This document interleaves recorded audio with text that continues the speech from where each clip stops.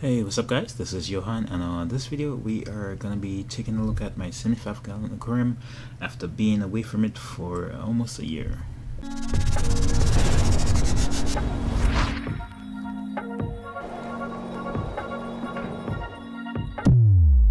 Alright guys, so just like I was said in my last update, I've been away from my 75-gallon aquarium for about a year now, and the last update I did, we were going through some problems with like Aptasia and all that stuff. So the Aptasia is gone, but unfortunately something else has crept in, and the tank looks a little bit horrible. So brace yourself guys for what you guys are about to see, what the tank used to look like and what it looks like now. So just a little bit of work needed to be done, but let's go take a look at it and see what we gotta do. Alright guys, so the tank is right here. The lights are currently off. Let me go ahead and turn those on and see. Alright guys, this is a quick little clip of what the tank used to look like before I left. Everything looks full, all corals are healthy, fish are happy. This is what the tank used to look like the last time I saw it, and now you're about to see what the tank looks like currently.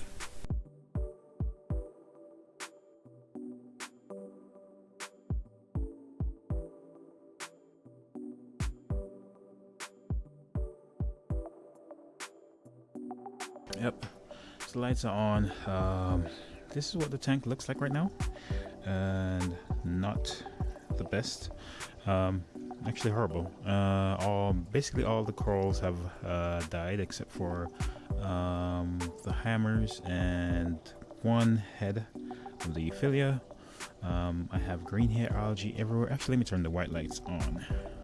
Alright, that's a little better. You can kind of see how everything is right now. So this is what the tank has come to after being a year away from the tank. So let's see all the problems we have. Dead corals everywhere. So this Euphyllia used to be very beautiful. All the SPS corals are all dead, washed up. Glass is dirty. You can see the difference where it was clean and where it's not clean. Green hair algae everywhere.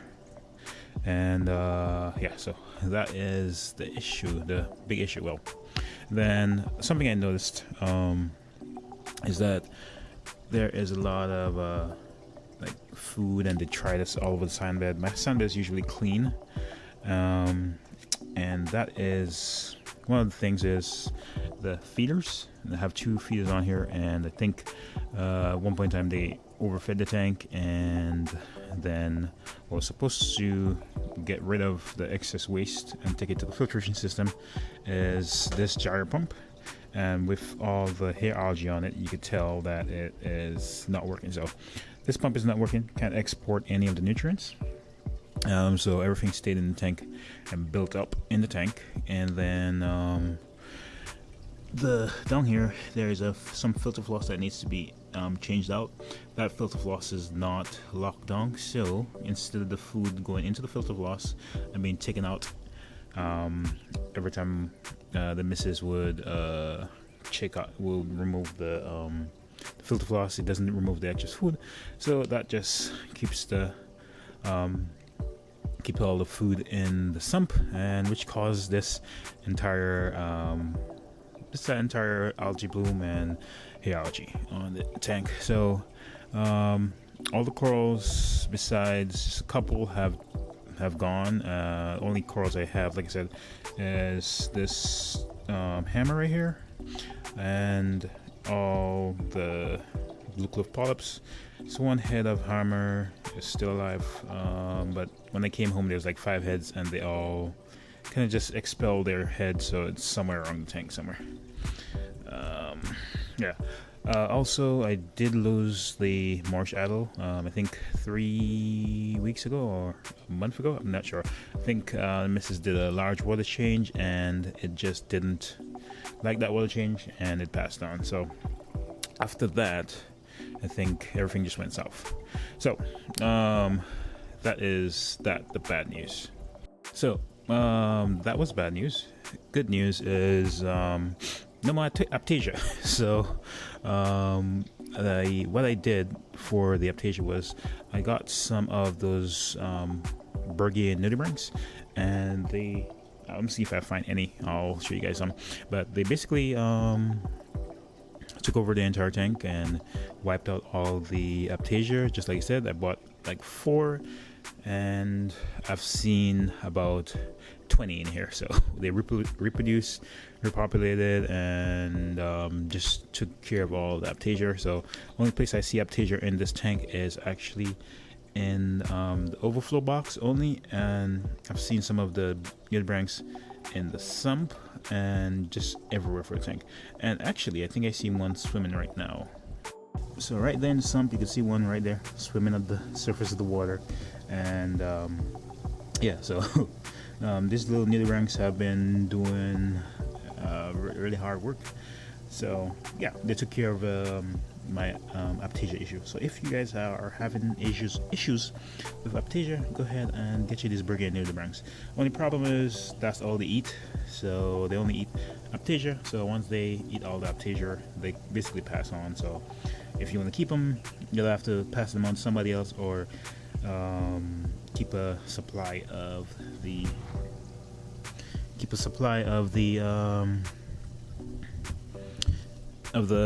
Aptasia so they can eat. Alright, so that is that. So you guys, that is the tank. A lot of work to be done to get this tank into a reboot.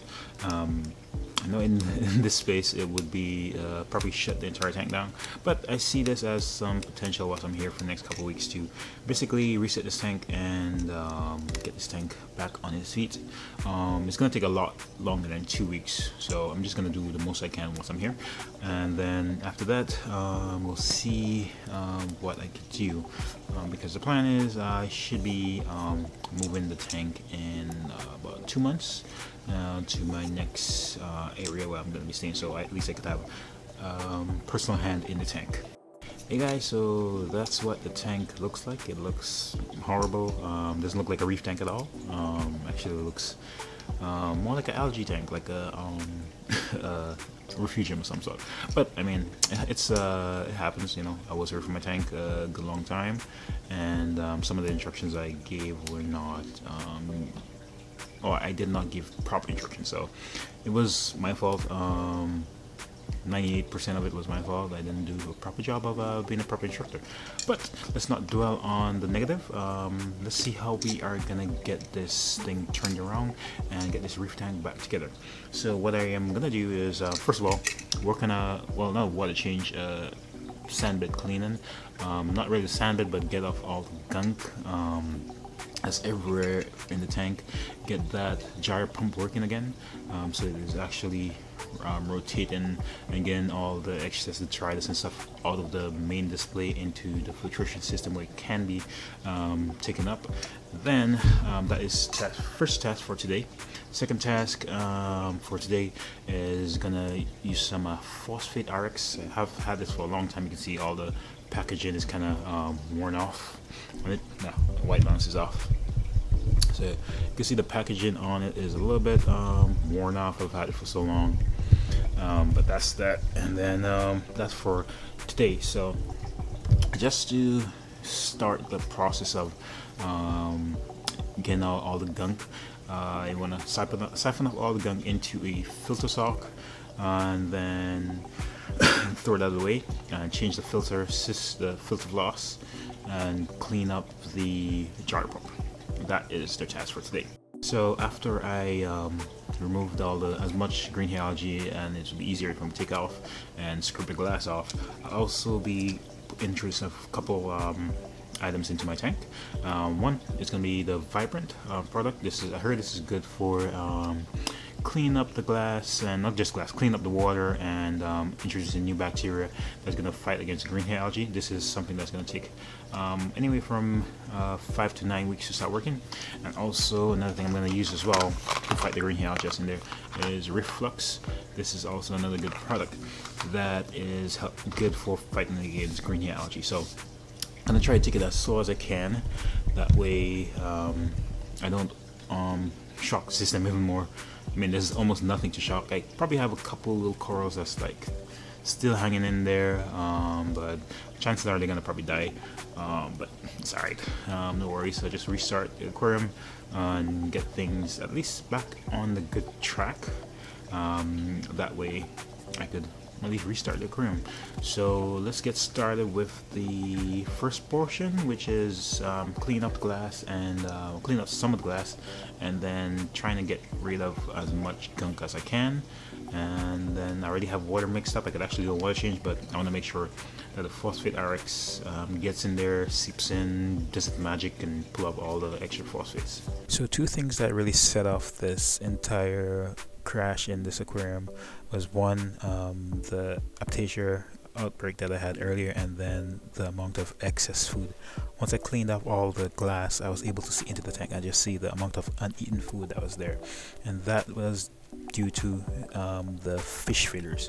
One, in part, it was programmed to have one too many feedings a day, so it was getting anywhere from 12 to 16 feedings per day, which is not bad if you're doing it by hand, but if an automatic feeder is doing it, it obviously is going to add too much. And then two, at one point in time, I accidentally ordered the wrong size pellet foods. So I usually feed anywhere from large or medium size, so the hole that is set, or the feeder slot where the food comes out, is set to a medium size. And once I accidentally ordered some smaller pellet foods, what happened is the smaller pellet foods got in and more food fell out the hole per rotation, and the fish don't really go after tiny food, so they will eat whatever they can and then leave the rest, so and then come back later and eat some more. But because it's feeding more than it usually does, then that excess food is just going to stay there. And also I did lose the marsh adder. That was one of the fish that actually ate off the sand bed a whole lot, so all the extra food that would have been eaten by the marsh adder is now just left on the sand bed to waste away. Alright guys, so I stirred up a lot of the water and all that stuff, and got a little siphon going on right now. Just going straight into a DIY like canister filter type thing, and that's just so I could keep siphoning the sand bed so I won't have to do a water change, basically like a filter sock. Also, what I'm gonna do is install this bad boy into this tank. This is like it's a canister, internal canister filter. I love this thing. I filled it up with filter floss, no chemical or anything there, just straight up filter floss, and I'm just gonna let it run and help clean up all the extra detritus that's floating around the entire tank. Alright guys, so I got the gyre as clean as I can right now. I gotta get clean some more. You can see some algae in there, but compared to what it looked like, this looks almost brand new. not brand new, but almost. And then let me show you guys the tank. Turn this light off. Right, so here is the tank. I went ahead and cleaned off all the glass. I wasn't gonna plan to clean the glass today, but I did it anyway, just to get stuff at least looking somewhat open, so I could at least see what I'm working on. And it actually doesn't look so bad once you clean it up and all that. There's still some green hair algae, mainly on this rock, and the good thing is it's mainly on the coral, less on the rock, so that should be easy to remove. So like here, there's only a couple patches, and that's on the rock, and there it's on a snail, and then it's like patches. So what I did, I took off all the I took off all the corals that was throughout my tank that had that died off and had some green hair algae on there, and now it looks like I could actually start planting corals again, but I won't anytime soon. This is mainly for me to. This rock is mainly gonna be for me to get the blue clove polyps to grow all over the rock, and keep this tank nice and clean and whatever. It's basically gonna be like almost like a fish only tank. I have a couple of corals here and there, but this is mainly so when I set the big tank up in a few months, yes, hopefully this time it's gonna set up and there should be no holdbacks. But when I set the big tank up, this rock is going to be cured over a year, and by that time all the green hair algae should be gone in the next couple of months or so. So I will have well-established rock. I'm probably gonna keep some of a little bit of sand, probably this quarter of the tank, and then everything back there, it's basically gross and icky, so I might have to throw that away. But who knows, I might get a sand sifting goby to clean off the little bit of like detritus and stuff that's in there. But this is what the tank looks like after, let's see, 3-4 hours of just cleaning up. And yeah, but it's not come back look like it looks it's not come back like it looks good, whatnot. So I'm gonna go ahead and install this gyre back onto the tank, and kick up some of the flow and watch all these like patches of uneaten food and waste just get kicked up and blown into the sump, so I can take it out off tomorrow.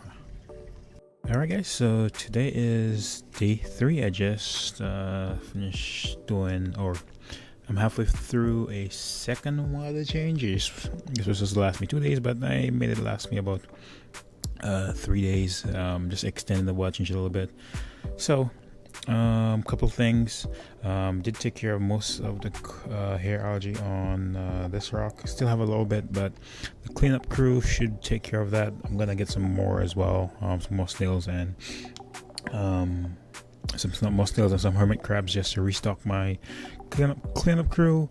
Corals that have stayed alive a little bit.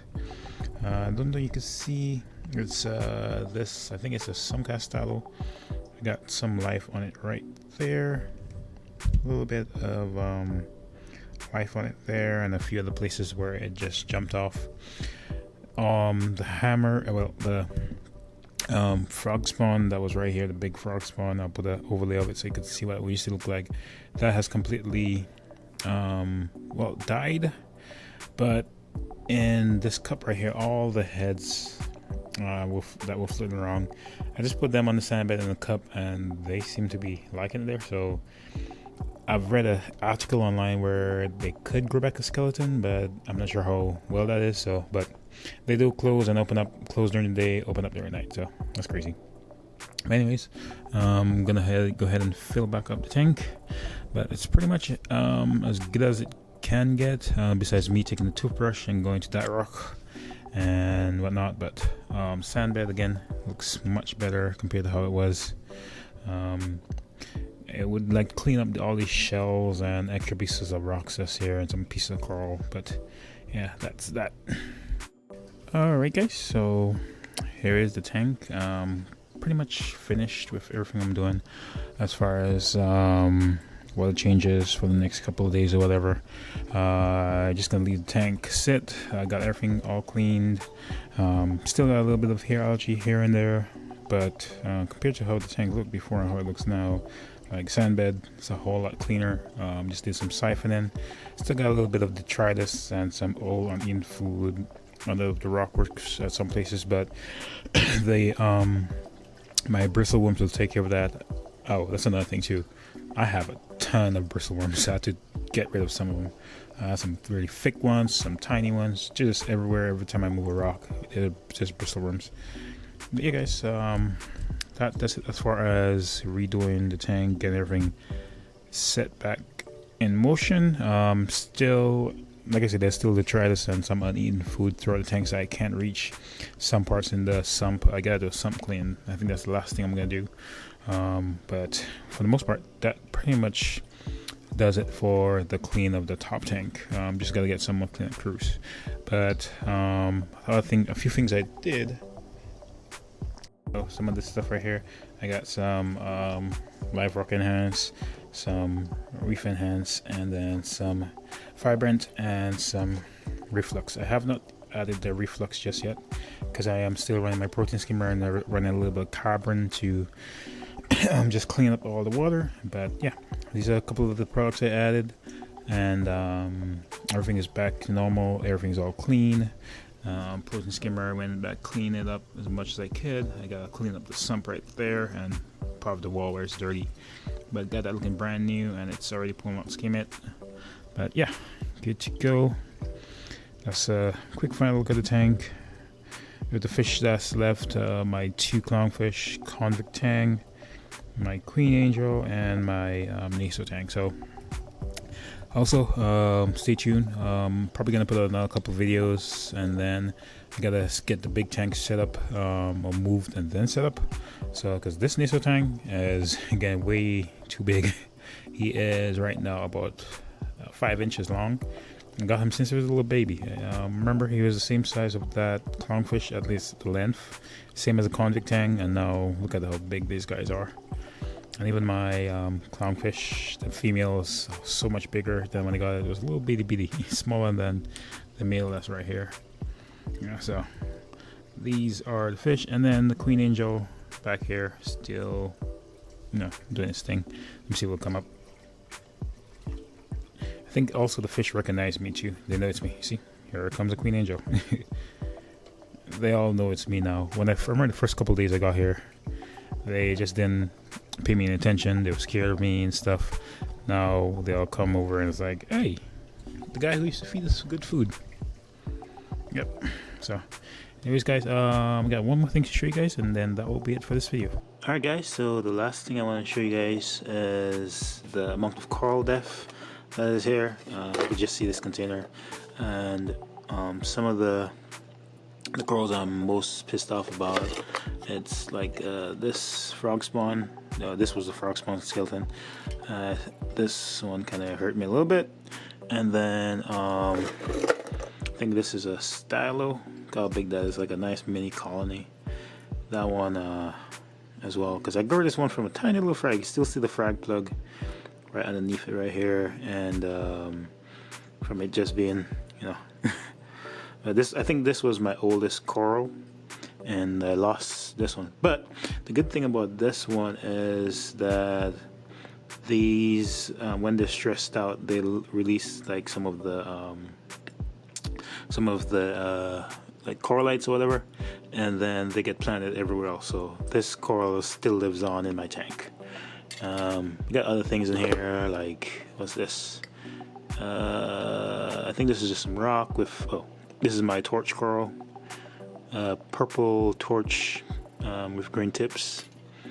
What else we got here? Hammer coral, I think. Got a Pavona and some other different stuff. Ooh, more torch. Acro. It's a small size. I have pieces of it throughout the tank, but it's all dead now. So only coral that is technically still living in the tank, it's these and the blue clove polyps, and then the hammer coral. But this coral still lives on, but still it's so heartbreaking. You can see it, like I said, grew from a frag plug. Alright guys, that pretty much wraps it up for this update. Very tragic, heartbreaking for me. Lost fish, lost coral, but these things do happen sometimes, especially if you're not paying attention and being diligent with your reef tank. Unfortunately, I was not there to do my part, but still, these things happen if you're not diligent with your tank. So hopefully you guys learned from my failing here, that with your tanks, you guys gotta be a little bit diligent. Make sure you test your tank, make sure you're not overfeeding. If you are overfeeding, make sure you remove the excess nutrients and excess food that's just in your tank and causing waste away, because you can see my tanks before and after, and this is actually what happens when tanks are completely overfed. You lose coral, green algae move in, and then sometimes it even affects the fish as well. But yeah guys, hope you like this video. If you do, go ahead and hit the like button, and thank you for watching. I'll catch you guys in the next one.